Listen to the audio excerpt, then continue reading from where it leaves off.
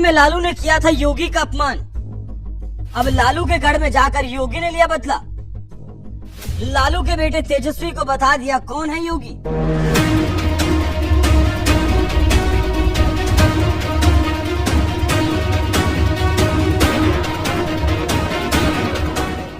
जब पहली बार साल 1998 में महज 26 साल के भगवाधारी लड़के ने संसद में गोरखपुर के सांसद के तौर पर शपथ ली थी, तब किसने सोचा था यही भगवाधारी योगी आगे चलकर एक दिन यूपी जैसे बड़े राज्य की सत्ता संभालेगा और यूपी से माफिया राज का सफाया करेगा।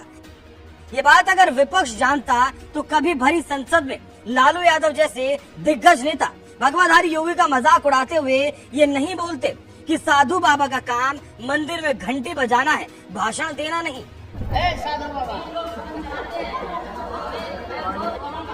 साधु बाबा बोलेगा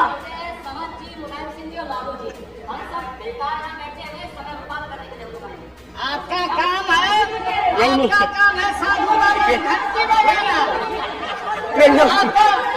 It will not go in the record. साधु बाबा आपका काम है मंदिर में घंटी बजाना। Lalu ji only the speech of Honorable Mulayam Singh ji will go in the proceeding.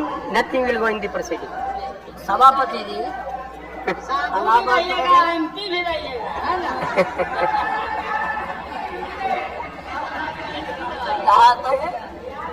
Baba please ये मंदिर में पूजा करे। हाँ, मंदिर में पूजा कर रहे हैं और पुजारियों को घनज करके पोट लेके जीत के आ रहे हैं। हम लोग कैसे जीत के आते हैं पता, आप दोनों काम का धड़ाधड़ काम कर रहे हैं। प्लीज आइए मंदिर में। संसद में योगी का मजाक उड़ा रहे लालू यादव ने कभी सपने में भी नहीं सोचा होगा कि जिस योगी का वो मजाक उड़ाते हुए कह रहे हैं कि साधु बाबा का काम मंदिर में घंटी बजाना है, भाषण देना नहीं, एक दिन वही योगी उनके बेटे तेजस्वी यादव की हार का सबसे बड़ा कारण बनेंगे। क्योंकि बिहार में जब विधानसभा चुनाव हो रहा था उस वक्त यूपी की सत्ता संभाल रहे योगी आदित्यनाथ ताबड़तोड़ चुनावी रैलियां कर रहे थे और जंगल राज अपराध का मुद्दा उठाकर महागठबंधन को धूल चटाने में कोई कसर नहीं छोड़ रहे थे। शासन और विकास ये एनडीए लाएगा। जंगल राज और गुंडा राज ये आरजेडी और कांग्रेस की पहचान है, इनकी खानदानी पहचान है। ये जिन लोगों ने बिहार को लूटा, जो खानदानी लुटेरे हैं, आज वे खानदानी माफिया को शागिर्द बना करके फिर से बिहार में जंगल राज लाना चाहते हैं। बिहार में जब लालू यादव और राबड़ी देवी सरकार चलाते थे उनके राज में अपराध चरम पर था। दिन दहाड़े लूट, हत्या और अपहरण हुआ करता था, जिसे आज भी बिहार की जनता भूली नहीं है। और जो लोग भूल गए थे उन्हें मोदी और योगी जैसे नेताओं ने जंगल राज की याद दिलाने में कोई कसर नहीं छोड़ी, जिसके दम पर एनडीए प्रचंड बहुमत के साथ सत्ता में लौट आई और तेजस्वी यादव की पार्टी आरजेडी सिर्फ 25 सीटों पर सिमट गई।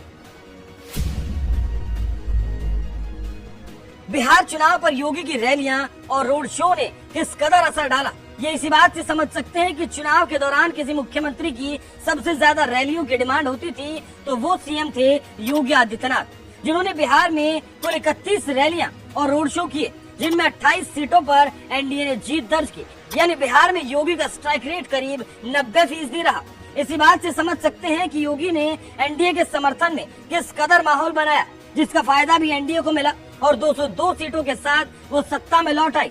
जबकि तेजस्वी यादव ने महागठबंधन के प्रचार के लिए यूपी से अखिलेश यादव को बुलाया था, जिन्होंने 22 सीटों पर चुनाव प्रचार किया था, जिनमें महागठबंधन सिर्फ 2 सीटें ही जीत पाई और अखिलेश यादव का स्ट्राइक रेट सिर्फ 9% रहा। यानी बिहार के सियासी जंग में भगवाधारी योगी आदित्यनाथ ने एक तरफ जहां लालू यादव के बेटे तेजस्वी को सत्ता से दूर करने में बड़ी भूमिका निभाई, तो वहीं दूसरी तरफ जीत के स्ट्राइक रेट के मामले में सपाई मुखिया अखिलेश यादव को भी बुरी तरह से पछाड़ दिया। बिहार में योगी का दिखा जलवा। बिहार में पीएम मोदी के बाद सबसे ज्यादा चर्चा किसी नेता की हो रही थी तो वो योगी आदित्यनाथ ही थे, जिनकी रैलियों और रोड शो में जनता का जन सैलाब उमड़ रहा था। यहाँ तक कि योगी को सुनने के लिए लोग छतों, दीवारों और पेड़ों पर चढ़ गए, तो वहीं उनकी कई रैलियों में बुलडोजर भी नजर आया था। बिहार विकसित होना चाहिए ना, विकसित बिहार के लिए सहमत है। इस सड़क के इस पार के लोग क्या आप नहीं चाहते क्या?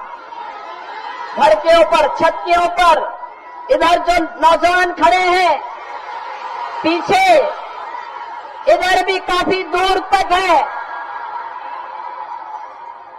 विकसित बिहार चाहते हैं ना? विकसित बिहार चाहिए ना?